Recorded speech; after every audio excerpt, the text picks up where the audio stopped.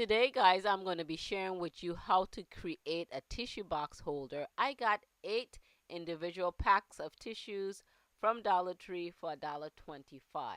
So if you guys interested in seeing this, please do stick around. For those of you who are new to my channel, my name is Claudette with Miss Puff Creative Corner. So first off, what you're going to need, the cardstock for the base of our box is going to be measuring 6¼ by 6¾ inches, and you're going to need some designer series paper, and the larger of that is going to be measuring 4 by 1¾ inch, and then you're going to need 2 other pieces measuring 3/4 inch by 1¾ inch, and you're going to need 2 pieces measuring 3/4 inch by 4 inches. So let's go ahead and start creating. So I'm going to bring out my scoring tool, and this is a Simply Score scoring tool by Stampin' Up. And we're going to put the paper on the longer side, and we're going to go ahead and make our score marks. And those score marks we're going to start at 1 inch. And I'm going to try and make it deep enough so you guys could see on this wider paper. 5¼ inch. Then 6¼ inch. So I'm just going to go over those again so they're quite deep. And then we're going to turn it on the shorter side, and we're going to measure 1 inch, 3 inches, 4 inches, and then finally 6 inches.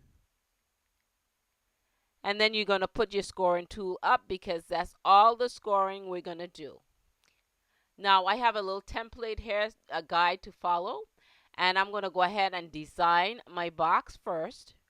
So I'm using the Berry Art liquid glue. I'm going to take my tweezer and add some liquid glue to the larger piece of our designer series paper, and that's going to go on the lower segment where the little 1/4 inch score mark is. So you're going to start to the bottom there, and then right above that we're going to add one of the longer pieces and just add some glue to that. So you want to make sure your edges are lined up evenly with your designer series paper. We're going to skip the above segment, that's going to be the bottom of our box, and we're going to put that longer designer piece of paper to the top, which is going to be the side. Now we're going to take the 2 shorter segments and add it here to the sides. And you're going to see one side just have 1 segment and the right side have 2 segments. So make sure your designer series paper are lined up evenly. So this is our final piece of designer series paper here to design our box. Now what we're going to do is cut out little triangle pieces here to the bottom. And we're going to start to the bottom here of this 1/4 inch. So we're going to cut out, we're going to make a little slant cut, and then we're going to cut out that tiny piece to the left. I'm going to stop here for a minute and flip my template over and make sure my orientation on my template is the same, because it's not the same. So I'm just drawing lines here so you could follow along much easier. And I'm going to go back here to my project and cut out that little segment there on the right hand side, and the whole thing is coming out. Then we're going to flip it, whereas the front of our box is going to be head down.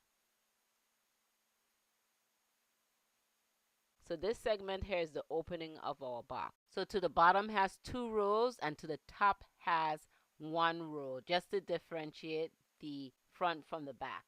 So what we're going to do is go ahead and cut out little triangle pieces. And then here we're going to cut that whole section off. So you see what I'm saying here? The bottom section has 2 rows and the top only have 1 row. So we'll cut this whole piece out. Then above this is 4 little squares, and we're going to take little miter cuts out of this, little triangle pieces out of each little section here.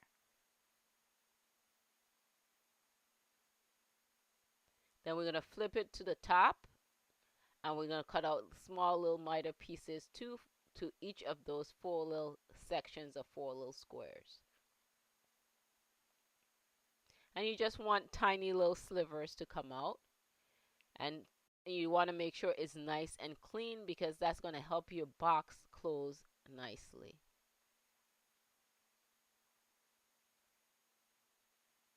So you're going to see me go back in and cut, make sure that little tiny piece gets out. So I'm going to go ahead and take my oval die, run it over to my die cutting machine, and I shall be right back. So now that it's done, we're going to go ahead and fold our box and burnish those score lines with our bone folder. You want to make sure those creases are nice and tight so your box would look neat. So if you guys are new to my channel, you like what you see, please consider hitting the subscribe button as well as the bell icon so you could be notified when I upload my latest video. These tissue box holders are so cute, a very nice idea to go along with a get well card. And I created a get well card and I'll show you to the end of this video. And it's so many of these type boxes that you could pick up from on Pinterest. Now we're going to glue our box. So I'm going to start with that tiny little lip. And I'm going to add some liquid glue to that, and then we're going to fold the whole top section down and seal that over. So that's the side of our box. So I'm taking my bone folder and I am pressing that so that could be sealed nicely. Then I'm going to start closing up the bottom of my box. I'm going to flip in those 2 small tabs, add some liquid glue.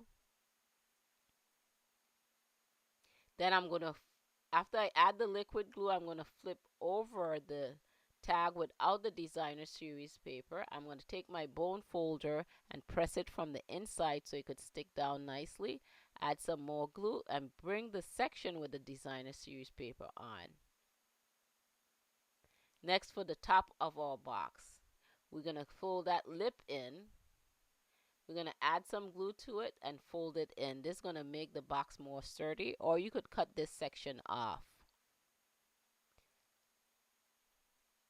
Now it's time to insert the tissue paper, and the question is with the plastic or without the plastic. So you could insert the tissue paper with the plastic on and create a hole to the top of the plastic. But I'm going to go ahead and take my tissue paper out, and then I'll add it to the box that way. And this box is nice because you could refill your box, and you want to use a heavier cardstock when you create in your box. So you guys could add embellishment to the box, whether you want to put some flowers, some gems. That would make it look cute. I add a little tag, and I also have a coordinating card to go with it that says get well. And the stamp set that I use is Mice Messages by Stampin' Up, and it's an older stamp set. It's a wooden stamp set. It was made in 1999. I got it off of eBay. So I hope you guys got creative value from today's video. Thank you guys for tuning in. This is Claudette. I'll catch you guys on the next video.